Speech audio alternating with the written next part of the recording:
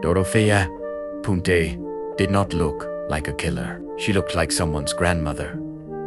Small, soft-spoken, neatly dressed, and polite. She blended easily into the background of Sacramento's quiet neighborhoods. People trusted her instinctively. That trust would become her greatest weapon. For years, she operated in plain sight, committing crimes so disturbing that even seasoned investigators would later struggle to comprehend how long she went unnoticed. Born in 1929, Dorothea Puente's early life was marked by instability and trauma. As a child, she suffered a serious head injury after being hit by a car, an event some later speculated may have altered her behavior. Her family life was fractured, and by adulthood, she had already developed a pattern of manipulation, deception, and petty crime. She married multiple times, often to older or vulnerable men, many of whom died under suspicious circumstances. Each relationship left her with money, property, or benefits. Death followed Dorothea closely, but never closely enough to raise immediate alarms. By the 1980s, Dorothea owned a Victorian boarding house on F Street in Sacramento. On the surface, it was a place of refuge. She advertised it as safe housing for the elderly, disabled, and mentally ill people living on government assistance, people society often overlooked. To outsiders, she appeared compassionate, offering meals, care, and stability. To the residents, she was authority. She controlled their medication, their mail, their finances, and eventually, their lives. Residents began to disappear quietly. No dramatic scenes, no screams. Dorothea explained their absences calmly. Some had moved in with relatives. Others had gone on trips or entered care facilities. Because her tenants were marginalized and transient, no one asked too many questions. Social workers trusted Dorothea. Neighbors trusted Dorothea. Authorities trusted Dorothea. That trust allowed her crimes to continue uninterrupted. Behind the charm was calculation. Dorothea systematically forged signatures, collected social security checks, and drained bank accounts long after her tenants were dead. She poisoned them, often with overdoses of prescription drugs, then buried their bodies beneath her home. The yard became a cemetery. Beneath rose bushes and freshly turned soil were human remainsmen and women who had trusted her with their lives. The first cracks in her carefully constructed reality appeared in 1988, when a social worker noticed inconsistencies in paperwork related to missing tenants. One man, Alvaro Montoya, had not been seen for months, yet Dorothea continued cashing his checks. When questioned, Dorothea remained calm, cooperative, and convincing.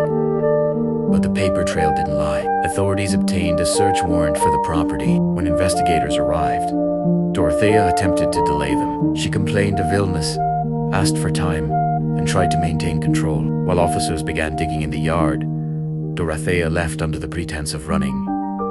Aranza never returned. As police dug deeper, they uncovered human remains, then another, and another. The truth surfaced slowly, horrifyingly. In total, the remains of 7 bodies were found buried on the property.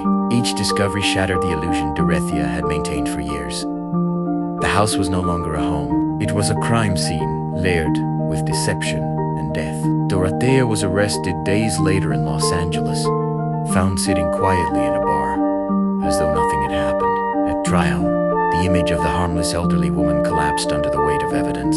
Prosecutors painted a picture of a predator who targeted the invisible, those least likely to be missed. Dorothea showed little emotion throughout the proceedings.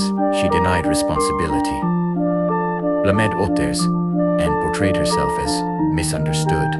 But the facts were undeniable. She was convicted of 3 murders, though investigators believe the true number of her victims may never be known. Dorothea Puente was sentenced to life in prison without the possibility of parole. She spent her remaining years behind bars, where she continued to manipulate, complain, and seek attention. She died in custody in 2011. Even in-death questions remained unanswered. How many people did she really kill? How did she evade detection for so long? How many warning signs were ignored because she didn't fit the image of a killer? Dorothea Puente's story is not just about murder. It is about perception. It is about how society assigns danger based on appearance, age, and gender. She exploited kindness, bureaucracy, and neglect. She thrived in the gaps where oversight failed and assumptions ruled. The most terrifying part of her crimes is not the bodies buried beneath her home. It is the realization that evil does not always announce itself. Sometimes it offers tea, sometimes it smiles. Sometimes it calls itself a caretaker.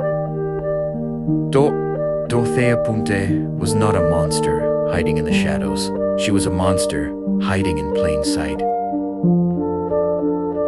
Dorothea Puente forces us to confront an uncomfortable truth about how we perceive danger. She did not fit the image we are taught to fear. She was elderly, soft-spoken, and maternal in appearance, and that illusion disarmed everyone around her. Her victims did not walk into darkness. They walked into what felt like safety. What makes her crime so haunting is not just the bodies buried beneath her home, but the ease with which she erased human lives by exploiting trust, bureaucracy, and society's indifference toward the vulnerable. She did not overpower her victims with violence alone. She dismantled them psychologically first, stripping them of autonomy until resistance felt impossible. In the end, Dorothea Puente reminds us that evil does not always announce itself with rage or chaos. Sometimes it whispers. Sometimes it wears familiarity, and sometimes it survives for years, because no one wants to believe that cruelty can exist behind a gentle smile. Her story lingers because it exposes how easily comfort can blind us, how neglect creates opportunity, and how the most dangerous predators are often the ones we least expect. Long after the house was emptied and the garden disturbed, the question remains not how she hid the bodies, but how many people were never truly seen until it was far too late. If this story unsettled you, it's because Dorothea Puente was not an exception. She was a warning. There are more cases where evil hid behind trust, silence, and familiar faces, and each one reveals something uncomfortable about human nature. This channel exists to uncover those stories, one by one. If you want to understand how ordinary spaces become crime scenes and how belief can turn into blindness, stay with us. There's more waiting beneath the surface.